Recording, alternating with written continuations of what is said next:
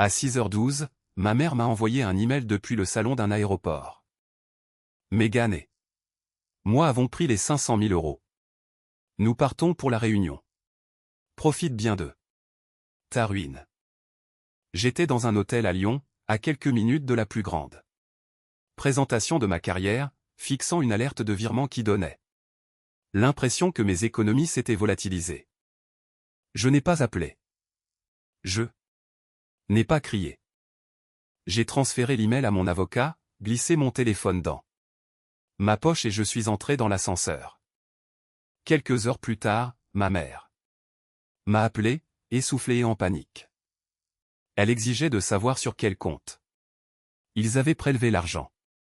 C'est à ce moment-là que j'ai réalisé qu'ils avaient remarqué la seule chose sur laquelle je ne les avais jamais mis en garde. La cuisine était toujours l'endroit le plus calme après minuit. C'était le moment où je m'asseyais habituellement au comptoir, avec une tasse de café refroidissant à côté de moi, triant les factures en petits tas ordonnés pendant que le reste de la maison dormait. Crédit immobilier, facture d'énergie, courses, réparation. Et puis, il y avait ces dépenses qui n'avaient jamais de catégorie. Mégane avait besoin de pneus neufs pour un entretien d'embauche. Maman avait besoin d'aide pour financer un programme de soutien psychologique car le deuil l'épuisait.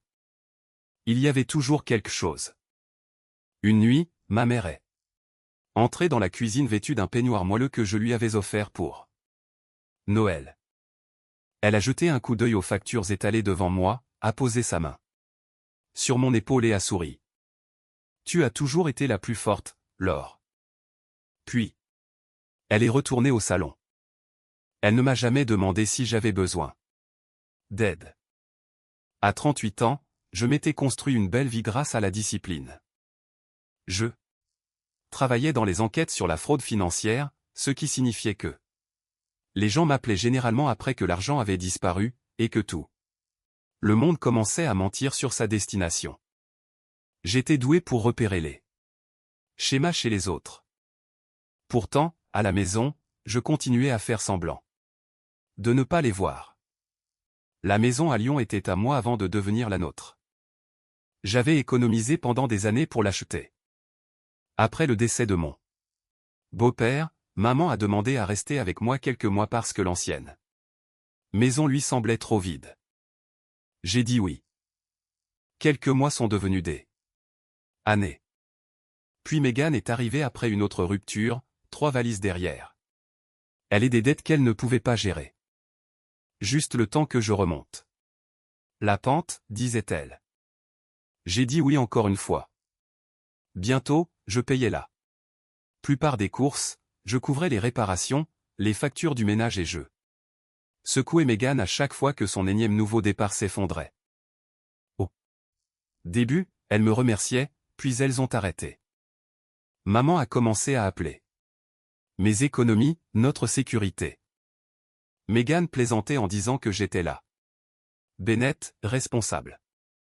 Petit à petit, ma générosité a cessé d'être traitée comme telle. C'est devenu une attente. Pourtant, je voulais croire que nous étions simplement une famille qui avait pris de mauvaises habitudes. Puis les questions ont commencé. Maman voulait soudain savoir comment les banques vérifiaient les gros virements. Mégane a commencé à récupérer mon courrier avant que je rentrât la maison. Un soir, je suis passé devant la cuisine et je l'ai vue tenir une enveloppe bancaire sous la lumière. Elle l'a posée dès qu'elle m'a remarqué, un peu trop vite. Et c'est la première fois que la maison pour laquelle j'avais travaillé si dur a cessé de me sembler entièrement la mienne. Mégane ne s'était jamais souciée de la paperasse, jusqu'à ce qu'elle s'y intéresse soudainement. Elle a commencé à rentrer mon courrier avant mon arrivée. Elle a proposé d'organiser mon bureau une fois que j'ai trouvé une pile de vieux documents financiers déplacés du tiroir du bas de mon bureau vers le haut. J'essaie juste d'aider, disait-elle. Elle souriait. Je lui rendais son sourire. Puis, j'ai tout vérifié. Quelques jours plus tard, j'ai remarqué qu'une enveloppe de L'une de mes institutions financières avait été ouverte puis refermée. Rien de dramatique, pas de papier déchiré, pas de dommages évidents, juste assez pour me faire réfléchir. Puis Megan a mentionné le solde de l'un de mes investissements. Pendant le dîner. J'ai levé les yeux de mon assiette, comment peux-tu savoir ça? Elle s'est figée pendant une demi-seconde. Maman l'a mentionné à table. Maman a attrapé son verre d'eau. J'ai probablement dû t'entendre en parler. Je n'en avais jamais parlé. Cette semaine-là, 2 alertes de réinitialisation. 2 mots de passe sont apparus sur mon téléphone alors que je travaillais hors de la ville. Les 2 tentatives ont eu lieu alors que maman et Megan étaient à la maison. Je n'ai toujours rien dit. Puis un petit paiement est apparu sur un compte que j'utilisais rarement. Quelques centaines d'euros, pas assez pour me ruiner, à peine assez pour créer une dispute. Mais c'était exactement ce qui me dérangeait. Dans mon métier, les grands vols commencent rarement par de gros chiffres. Les gens testent l'accès. Ils voient ce qui est remarqué. Ils apprennent où se trouvent les alarmes. Je me suis assise dans ma voiture devant mon bureau et j'ai appelé Michael, mon avocat. Je pense que quelqu'un chez moi teste mes comptes. Il ne m'a pas dit de les affronter. Il a dit « Protège-toi d'abord. Détermine ce que tu peux prouver ensuite. » C'est ce que j'ai fait. J'ai contacté la banque, modifié mes paramètres d'accès, remplacé les anciens mots de passe et déplacé la plupart de mes économies vers des comptes nécessitant une vérification plus stricte avant que les gros retraits ne puissent être effectués. L'argent était toujours à moi. Les soldes étaient toujours réels, mais voir un chiffre sur un vieux relevé ne signifiait plus que quelqu'un pouvait simplement le déplacer. J'ai gardé assez sur les comptes ordinaires pour payer les dépenses courantes. Je n'ai rien changé à mon comportement à la maison. C'était la partie la plus difficile. Maman buvait toujours son café au comptoir de ma cuisine. Megan empruntait toujours mes pulls. J'achetais toujours des courses pour des gens dont je commençais à soupçonner qu'ils étudiaient comment me dépouiller.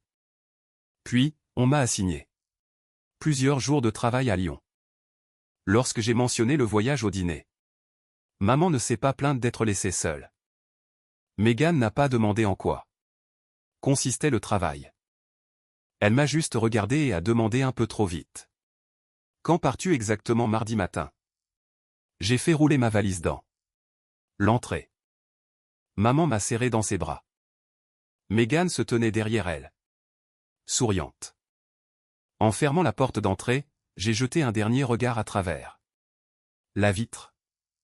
Megan était déjà en train d'attraper son téléphone. La présentation s'est terminée par des poignées de main, des sourires polis et un cadre qui m'a dit que j'avais sauvé leur entreprise d'une erreur très coûteuse. Je l'ai à peine entendu. Dès que la salle de conférence s'est vidée, je suis entré dans le couloir et j'ai ouvert l'application de sécurité sur mon téléphone. Un camion de déménagement blanc était garé devant chez moi. Pendant une seconde, je suis resté figé.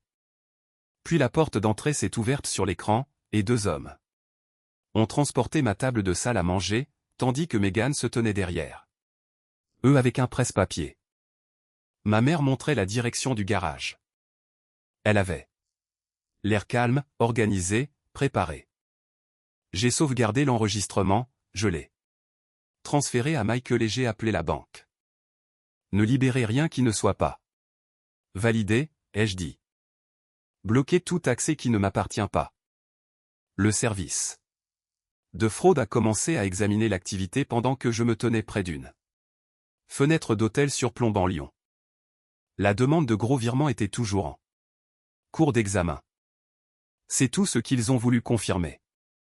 Quelques petits frais étaient déjà passés, voyage, hébergement temporaire, dépenses quotidiennes. Assez pour faire mal, pas assez pour expliquer l'assurance dans l'email de maman. J'ai terminé le travail pour lequel j'étais venu, j'ai réservé le Premier vol retour raisonnable pour Lyon et je suis entré chez moi tard dans la nuit. La maison avait une sonorité étrange.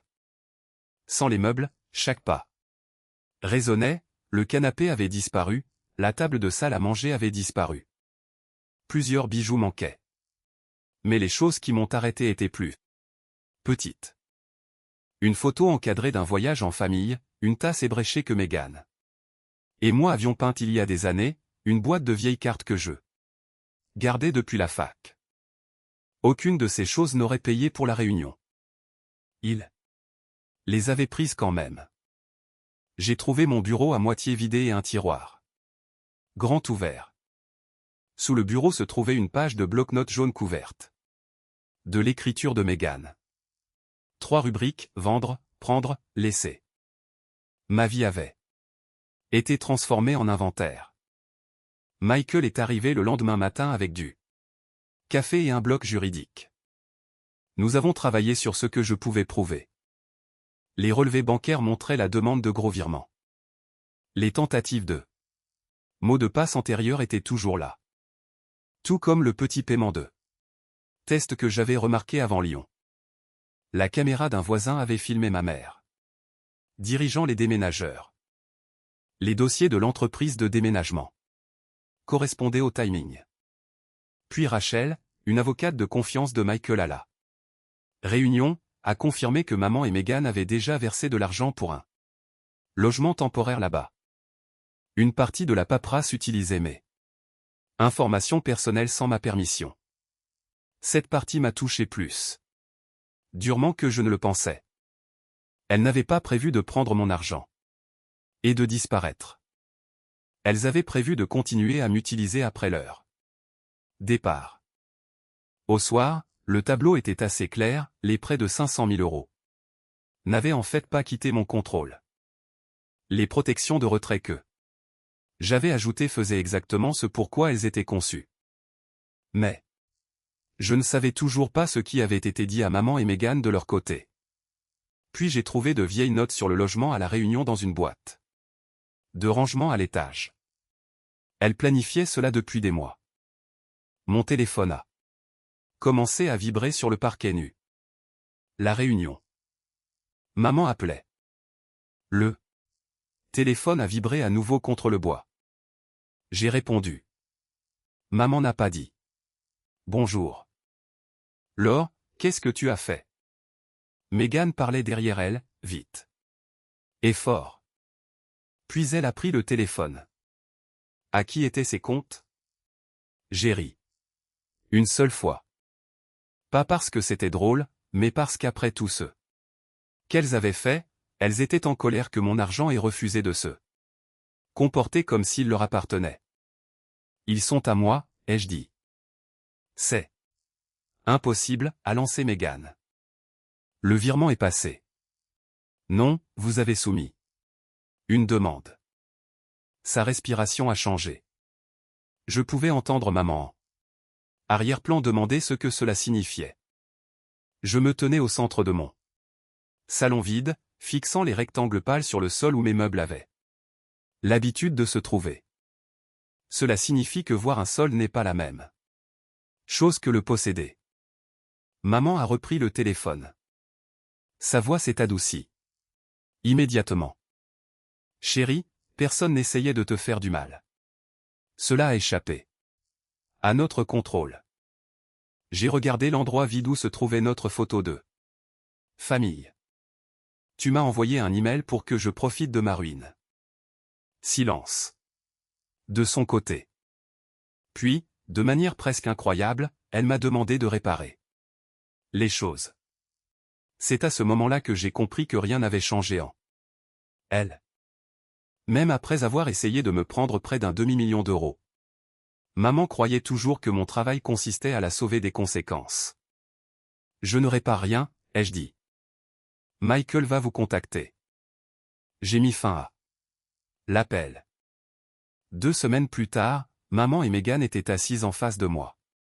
Dans une salle de conférence du centre-ville pour une médiation formelle. Maman est arrivée composée, se comportant comme si la réunion était un malentendu. Désagréable que nous allions régler discrètement. Megan est entrée avec des lunettes de soleil surdimensionnées et m'a à peine regardé. Michael a posé un dossier sur la table. Il a commencé par l'argent, la demande de virement de prêt de 500 000 €, le paiement non autorisé précédent, l'activité de mot de passe, les dossiers montrant que le gros virement n'avait jamais abouti car les comptes nécessitaient une vérification que maman et Megan ne pouvaient pas fournir. Megan a fixé la page. Alors elle a déplacé l'argent parce qu'elle savait. Michael l'a regardé. Elle a protégé son argent après qu'une activité non autorisée soit apparue. Ce n'est pas la même chose, a dit Megan. Non, ai-je répondu, ça ne l'est pas. Puis sont venus les dossiers de déménagement, la vidéo de maman dirigeant les ouvriers vers différentes pièces, la liste manuscrite de Megan divisant mes affaires en vendre et laisser, les reçus liés à leur voyage et à leur logement. Maman a croisé les mains. Nous allions rembourser l'or. Michael a fait glisser une autre série de documents sur la table, les recherches de logement à la réunion datant de plusieurs mois avant mon voyage à Lyon, des notes de budget, des pages de planification. Puis il a passé le message vocal que maman avait laissé à ma tante Carole avant leur vol, l'exhortant à envoyer de l'argent à Megan avant que je ne puisse verrouiller les comptes. Le visage de maman a changé. Pas radicalement, juste assez. La confiance a disparu de ses yeux. Megan s'est tournée vers elle, tu avais dit qu'elle ne ferait jamais ça. Maman a murmuré, Megan, non. Tu avais dit qu'elle accepterait la perte. J'ai arrêté de respirer une seconde. Megan a continué, tu avais dit que l'or ne traînerait jamais la famille devant les avocats parce qu'elle cède toujours. Tu avais dit qu'elle serait en colère, mais qu'elle paierait comme elle le fait. Toujours. Voilà. Pas de cupidité, pas de désespoir, le vrai plan. Ma mère avait construit tout cela autour d'une seule hypothèse, que des années de gentillesse m'avaient conditionné à tout accepter. Michael a expliqué calmement. Les prochaines étapes. Les paiements non autorisés étaient contestés. Leur accès était supprimé. Le logement et les services ouverts en utilisant mes informations étaient contestés. Les biens manquants et l'argent qui avait réellement été dépensé seraient traités par la voie civile. Toute conduite nécessitant un examen plus approfondi irait aux autorités compétentes. Maman m'a regardé. Laure, s'il te plaît. Nous pouvons encore gérer cela en famille. Je me suis levé et j'ai boutonné ma veste. Nous avons géré les choses en famille. Elle a semblé presque soulagée. Puis j'ai terminé, j'ai tout géré. Vous vous y êtes juste habitué. Derrière moi, Megan a commencé à rejeter la faute sur maman à nouveau. J'ai marché vers la porte tandis que leur voix montait. Pour une fois, je ne me suis pas retourné quand ma mère a appelé mon nom. Le premier meuble à revenir a été ma table de salle à manger. 2. Déménageurs l'ont porté par la porte d'entrée 3 semaines après la médiation. Les pieds enveloppés dans des couvertures grises. Un coin était éraflé là-haut. Quelqu'un l'avait traîné dans un entrepôt. J'ai passé la main sur la marque. J'aurais pu la faire restaurer. Je ne l'ai pas fait. Je voulais me souvenir que récupérer quelque chose ne signifie pas qu'il revient inchangé. Il en allait de même pour ma vie. La majeure partie des près de 500 000 € n'avaient jamais quitté mon contrôle. Les petits paiements non autorisés ont été contestés. Certains récupérés. Quelques meubles ont été localisés avant de pouvoir être revendus. D'autres avaient disparu. Tout comme certaines photographies. La tasse ébréchée n'est jamais revenue. Maman et Megan n'étaient plus connectés à rien de financier à mon nom. Pas d'accès partagé, pas de carte d'urgence, pas de facture discrètement couverte parce que quelqu'un m'avait appelé en pleurant. Tout ce qui impliquait l'argent ou les biens manquants passait par Michael. Tout Ce qui impliquait des comptes ou des services ouverts en utilisant mes informations passées par les institutions gérant les litiges. Pour une fois, je n'étais pas la personne qui nettoyait le désordre en privé. Maman détestait ça. Elle envoyait des messages disant que les avocats rendaient tout froid. Meghan se plaignait de ne pas pouvoir maintenir ses projets à la Réunion sans l'argent qu'elle avait espéré. J'ai lu cette phrase 2 fois. Espérer. Ce moment n'a dit plus que n'importe quelle excuse n'aurait pu le faire. Elle n'avait pas perdu un avenir promis. Elles avaient perdu l'accès au mien. Le processus civil a avancé. L'argent qui pouvait être retracé a été traité. Les biens qui pouvaient être récupérés ont été retournés. Le reste est devenu ce pourquoi elle devait répondre. J'ai arrêté de demander quelle punition serait suffisante. Cette question me gardait lié à elle. La meilleure question était plus simple, de quoi avais-je besoin pour me sentir à nouveau en sécurité? Dans ma propre vie? J'ai changé les routines de la maison. J'ai vidé l'ancienne chambre de Meghan. Le lit est parti en premier, puis la commode. J'ai repeint les murs, apporté un grand bureau, des classeurs verrouillés et un fauteuil de lecture à côté de la fenêtre. C'est devenu mon bureau à domicile. Pas une salle de guerre, pas un sanctuaire de vengeance, juste une pièce qui m'appartenait. Certains membres de la famille ont fini par arrêter d'appeler après que des morceaux de vérité soient devenus impossibles à ignorer. Quelques-uns se sont excusés, d'autres non. J'ai arrêté de les poursuivre, aussi. Un soir, je me suis assise à mon nouveau bureau avec une tasse de café à côté de moi. Il était encore chaud. Personne n'appelait d'en haut pour me demander de payer quelque chose. Personne n'attendait dans la cuisine avec une autre urgence. Le climatiseur ronronnait doucement dans la maison. Mon téléphone est resté sombre pendant près d'1 heure. Puis l'écran s'est allumé. Un nouvel email de maman. L'objet était vide. J'ai ouvert l'email de maman dans la pièce qui appartenait autrefois à Meghan. Elle écrivait que la vie était devenue difficile. Que je lui manquais. Qu'elle souhaitait que nous puissions revenir à la façon dont les choses étaient. J'ai lu cette ligne 2 fois. La façon dont les choses étaient signifiait « je payais, je réparais, je pardonnais ». Et tous les autres appelaient ça « la famille ». J'ai tapé une seule phrase « tu ne m'as pas perdu parce que j'ai protégé mon argent. Tu m'as perdu quand tu as décidé que mon amour te donnait la permission de prendre tout ce que tu voulais. » Puis, j'ai fermé le message. J'avais passé des années à penser que la force signifiait porter plus que tout le monde. Ce n'est pas le cas. Parfois, la force consiste à décider ce que vous ne porterez plus. Être généreux ne fait pas de votre vie une propriété publique.